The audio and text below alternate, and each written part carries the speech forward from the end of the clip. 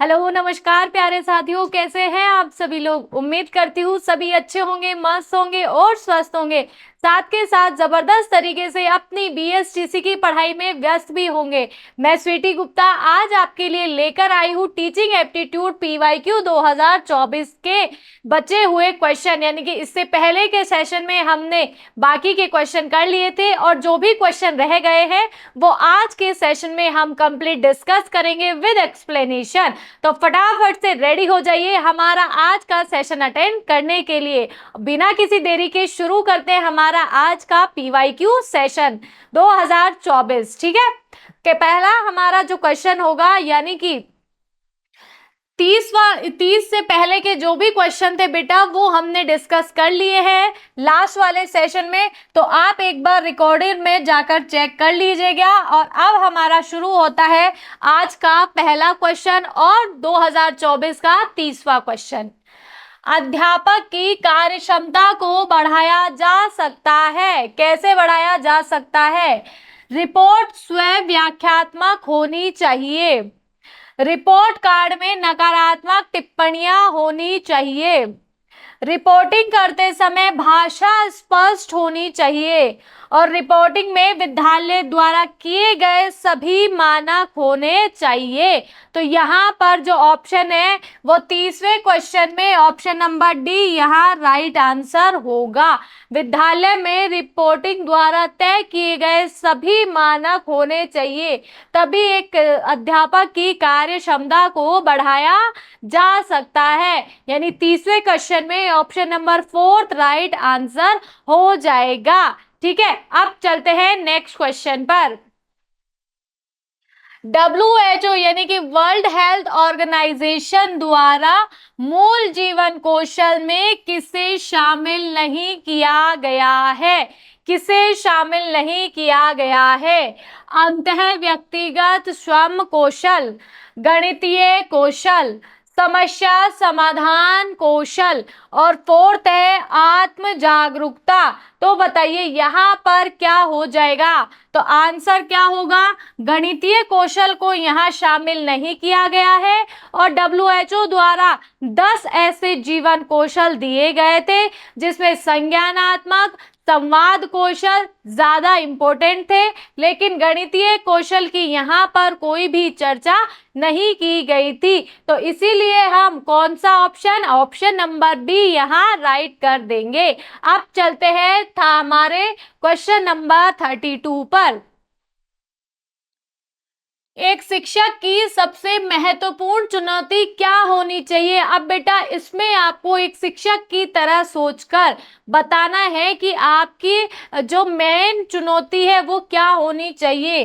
छात्रों से गृह कार्य करवाना, क्योंकि बच्चे होमवर्क करने में बहुत ज्यादा नानुकर करते हैं, बहुत ज्यादा परेशानियां देते हैं। शिक्षण अधिगम प्रक्रिया को मनोरंजन करवाना और कक्षा में अनुशासन बनाए रखना। फोर्थ है प्रश्न पत्र तैयार करना। वैसे तो टीचर की ये सारी की सारी एक चुनौती भरे काम है, लेकिन जो इम्पोर्टेंट है एग्जाम पॉइंट ऑफ व्यू से जो सटीक आंसर है वो बेटा हम क्या कर देंगे? शिक्षण विधियों प्रक्रियाओं को मनोरंजन करवाना ही एक शिक्षक के लिए सबसे अच्छी चुनौती है कि किस तरह से वो अपनी शिक्षण विधियों में सुधार करे, अपने कंटेंट डिलीवरी को इतना अच्छा बनाए कि स्टूडेंट जो है वो उसके हार्ड से हार्ड जो सब्जेक्ट है उसमें भी रुचि ले पाए। तो यहाँ पर ऑप्शन नंबर बी हम राइट कर देंगे। ठीक है, ऑप्शन नंबर बी यहाँ राइट हो जाएगा। अब चलते हैं नेक्स्ट क्वेश्चन पर। एक अध्यापक कक्षा के वातावरण को सुखद बनाए रखता है। क्योंकि देखो बेटा पहला जो क्वेश्चन था इससे थोड़ा सा अलग है, लेकिन सिमिलर चीजें हैं दोनों में। ठीक है, आंसर बताइएगा सभी लोग। विद्यार्थी प्रधानाचार्य को शिकायत ना करे, समय आसानी से गुजर जाए, सुखद मनोस्थिति में विद्यार्थी बेहतर सीखता है, विद्यार्थी चुप रहे और अपना व्यक्तित्व कार्य कर सके। तो यहाँ पर कौन सा आंसर ठीक होगा? ऑप्शन नंबर यहाँ पर सी सही होगा। सुखद मनोस्थिति में विद्यार्थी ज्यादा बेहतर सीखते हैं। यानी कि जितना ज्यादा आपका मेंटल पीस अच्छा होगा उतना ज्यादा आप चीजें सीख पाएंगे। और सबसे इम्पोर्टेंट है बेटा, विद्यार्थी शांति काल में ही बहुत अच्छे से अपनी पढ़ाई कर सकता है, ना कि जो कि आप करते हो ना एग्जाम के एक दिन पहले रट्टा मारने का, वो नहीं। ठीक है, तो ऑप्शन नंबर सी यहाँ राइट आंसर हो जाएगा। अब चलते हैं नेक्स्ट क्वेश्चन पर। विद्यार्थियों को अध्ययन के प्रेरित करने हेतु कौन सा तरीका सबसे उचित होगा? यानी कि कौन से मोटिवेशन से विद्यार्थी अपनी पढ़ाई में पूरा डेडिकेट हो सके। विद्यार्थियों को रटकर सीखने के लिए महत्वपूर्ण प्रश्न बताना, नोट्स बनाना या फिर विद्यार्थियों को फीडबैक देना। बताइए क्या हो जाएगा राइट आंसर। सबसे पहले है अध्ययन के लिए प्रेरित करने हेतु कौन सा तरीका उचित होगा। देखो वैसे तो विद्यार्थियों को हम रटकर भी चीजें सीखने के लिए कह सकते हैं, लेकिन विद्यार्थियों को अगर हम फीडबैक देंगे तो ज्यादा इम्पोर्टेंट रहेगा। क्वेश्चन नंबर 34 में डी ऑप्शन सही होगा, क्योंकि बेटा रटकर जो चीजें सीखी जाती है ना वो क्षणिक होती है। ठीक है, लेकिन अगर हम उसको फीडबैक दे करके चीजें बताएंगे तो वो ज्यादा इम्पोर्टेंट वैल्यू रखती है। ठीक है, और पीवाईक्यू क्वेश्चंस है, जहां तक कि अगर आप इसको सॉल्व करते हैं जिसमें आपने ऑल ओवर सिलेबस को अभी तक भी नहीं पढ़ा है और सिर्फ आपने ये सीरीज अटेंड करी है, तो भी आपके 20 से 22 क्वेश्चन का जो लेंथ है वो कवर हो जाता है, क्योंकि इसमें हम जितनी भी एक्सप्लेन होती है वो करती हूँ, और एक्सप्लेन जहां पर नहीं होती सिर्फ फैक्ट होता है तो वो भी मैं आपको बताती हूँ। ठीक है, तो यहाँ पर जो BSTC 2024 का पेपर है उसी के जैसा आपका 26 का भी बनेगा। तो आपको ना सिर्फ 24 का पेपर सॉल्व करना है, 24 के बाद 25, 25 और ये 25 के बाद 26 की तैयारी आपकी इसी रणनीति पर होनी चाहिए। तो चलते हैं नेक्स्ट क्वेश्चन पर।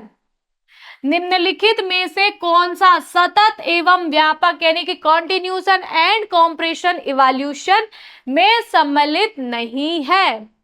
पारिवारिक कार्यक्षेत्र, भावात्मक कार्यक्षेत्र, संज्ञानात्मक कार्यक्षेत्र और मनोरंजक कार्यक्षेत्र। CCE यानी कॉन्टिन्यूअस एंड कंप्रेशन इवोल्यूशन में भावात्मक, संज्ञानात्मक एवं मनोदशा तीनों शामिल किए गए हैं, लेकिन पारिवारिक कार्यक्षेत्र नहीं होता है। इसीलिए ऑप्शन नंबर ए यहाँ पर आंसर हो जाएगा।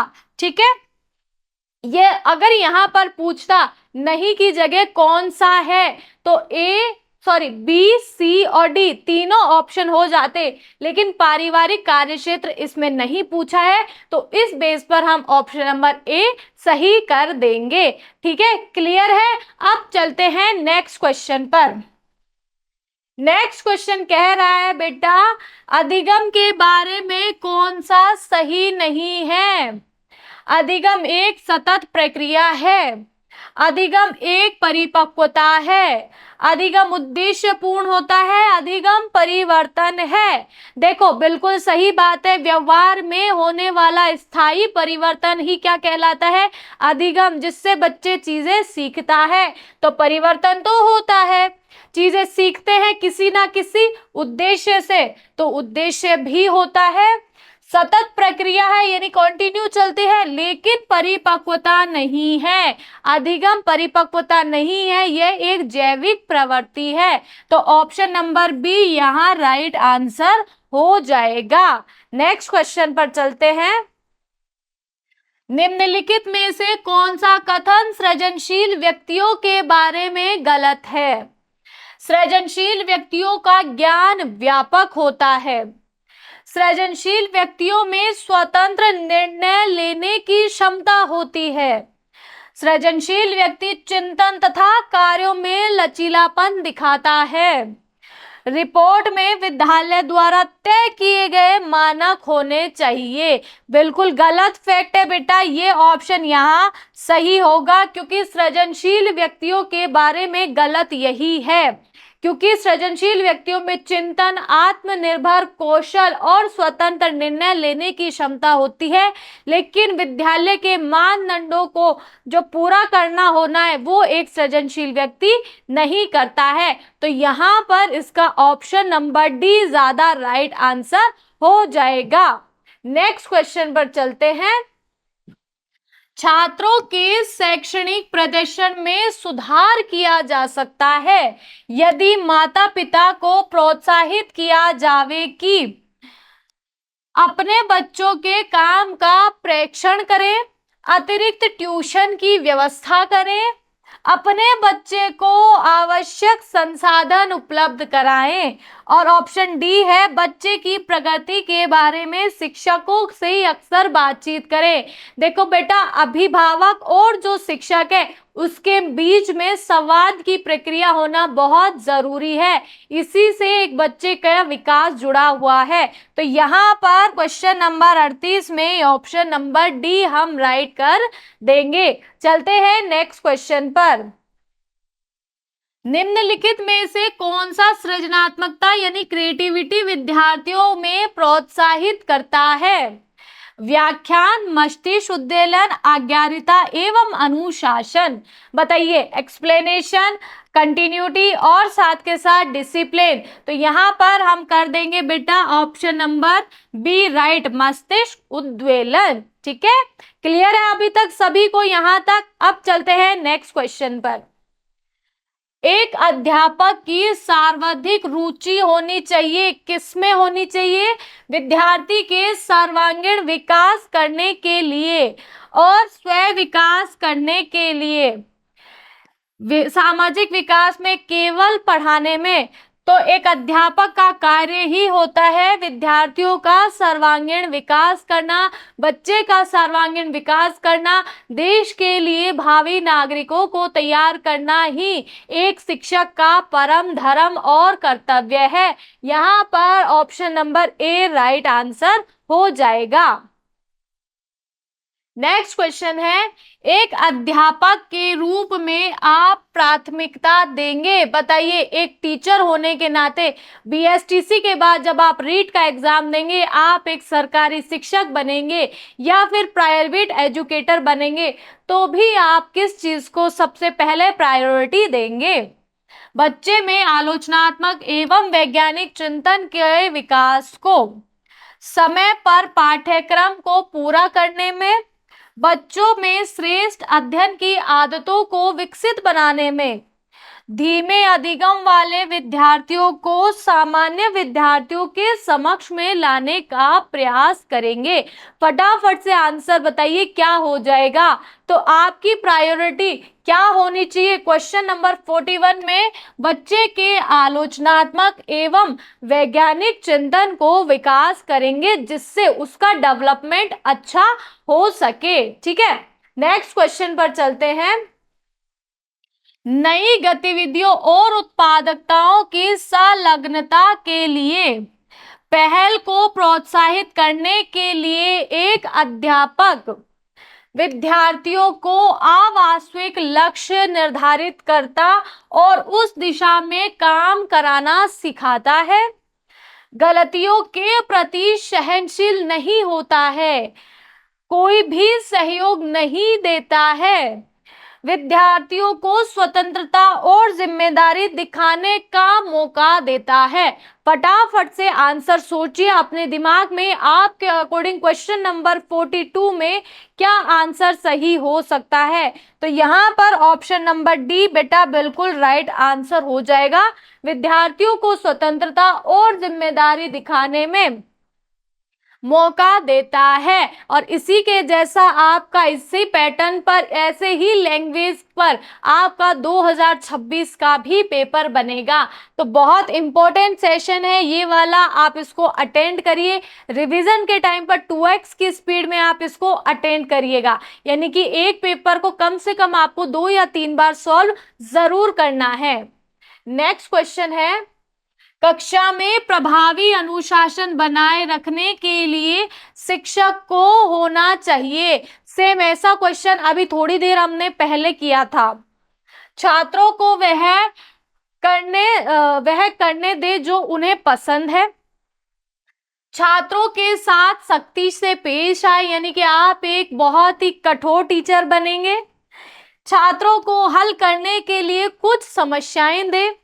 उनके साथ विनम्रता दृढ़ता से पेश आए। तो क्वेश्चन नंबर 43 में आंसर होगा बेटा, उनके साथ में हम विनम्रता और दृढ़ता से पेश आए, यानी कि एक टीचर को बच्चे के साथ थोड़ा पोलाइट व्यवहार रखना होता है, ताकि बच्चे को कोई भी प्रॉब्लम हो अपने सब्जेक्ट से लेकर, तो वो अपने टीचर के साथ बिना किसी हेजिटेशन के अच्छे से कंसर्न कर पाए और उसका सॉल्यूशन भी निकाल पाए। ठीक है, तो आप भी बेटा टीचर बनने के बाद ऐसा ही एटीट्यूड अपने बच्चों के साथ, अपने शिक्षार्थियों के साथ रखिएगा।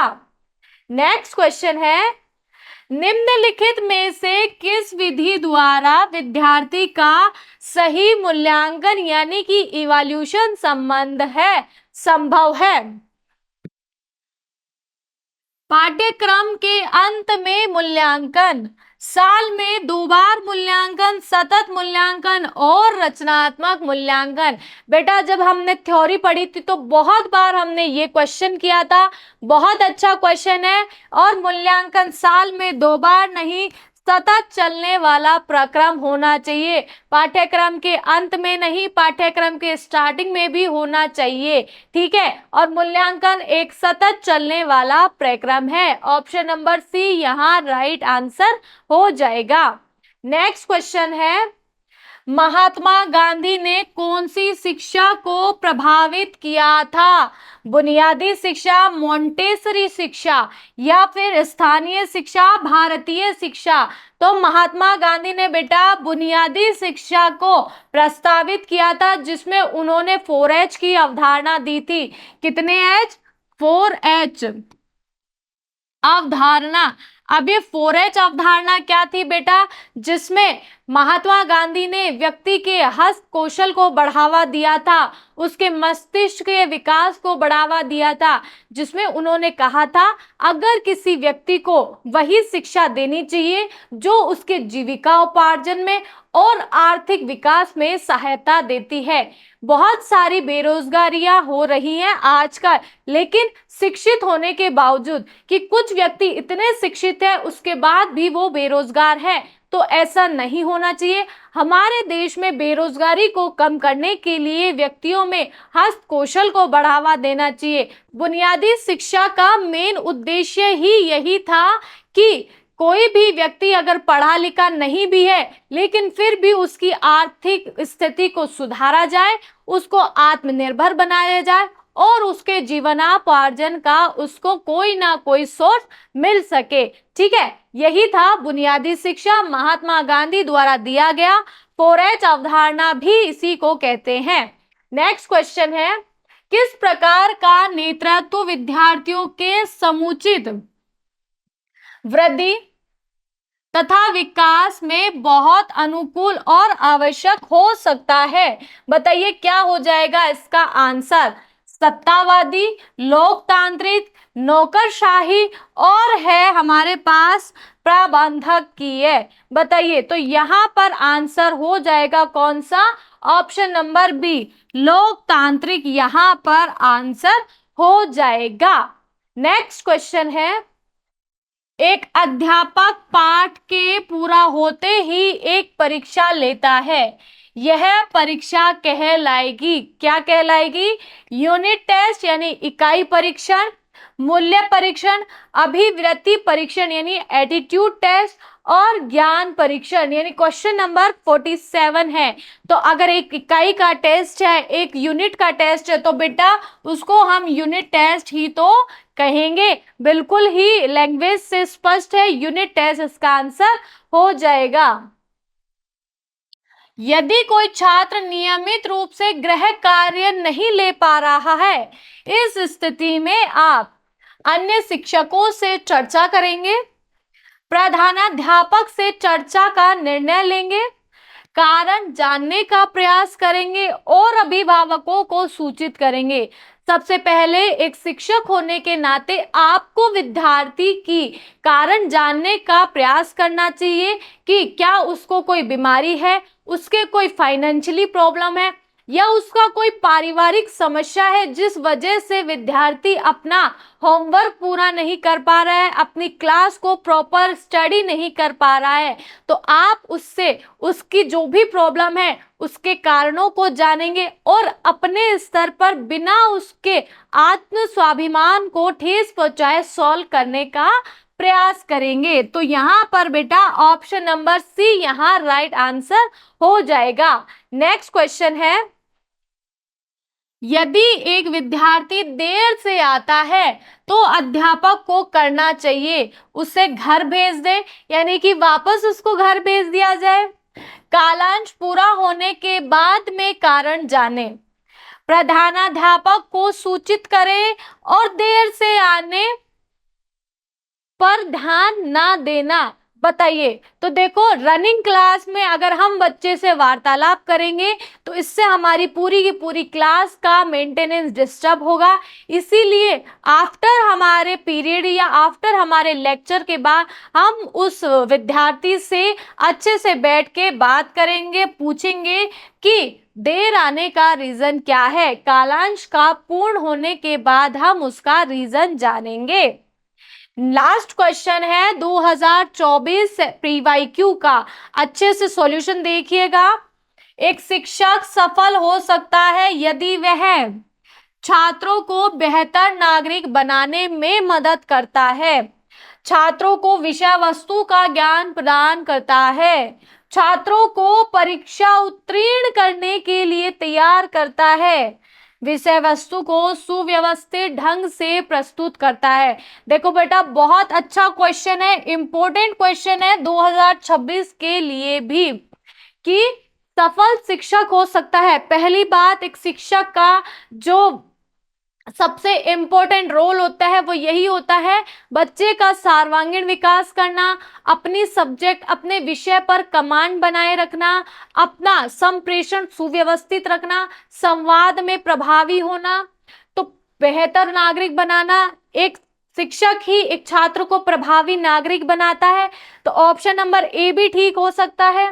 विषय वस्तु का ज्ञान प्रदान करना यानी कंटेंट डिलीवरी करना अपने शिक्षार्थियों को, छात्रों को परीक्षा उत्तीर्ण कराने के लिए तैयार करना। बिल्कुल, एक शिक्षक का काम यह भी होता है कि बच्चे के हर एक एग्जाम में अच्छे मार्क्स आए, और विषय वस्तु को सुव्यवस्थित ढंग से प्रस्तुत करना।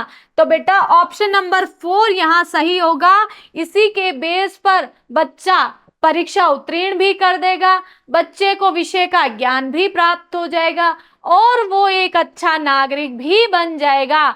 यानी कि फोर्थ ऑप्शन में चारों के चारों ऑप्शन इंक्लूड है। और इसी के साथ 2024 पीवाईक्यू का सेशन कंप्लीट होता है। कमेंट सेशन में मुझे बताइएगा कि आपके इस सीरीज में कितने क्वेश्चन बिल्कुल सही हुए हैं। ठीक है, मिलते हैं नेक्स्ट सेशन में। अपनी बीएसटीसी की पढ़ाई को बिल्कुल कंटिन्यू रखिए, डेडिकेशन के साथ में रखिए और 2020 से लेकर के 24 तक के पीवाईक्यू अच्छे से सॉल्व कर लीजिएगा। ठीक है, क्योंकि यही बेस है। इसी तरह के परफॉर्मेंस से आपका 2024 का पैटर्न भी बनेगा, क्योंकि हमारा टारगेट है अब की बार बीएसटीसी 50 पार। और मैं दावे के साथ कहती हूँ, डेली अगर आप इसी तरह का सेशन अटेंड करेंगे, कंटिन्यूटी रखेंगे, डेडिकेशन रखेंगे, तो आपके बीएसटीसी टीचिंग एप्टीट्यूड में 50 के 50 क्वेश्चन बिल्कुल राइट हो जाएंगे। मिलते हैं नेक्स्ट सेशन में, तब तक के लिए all the best for your study. ठीक है।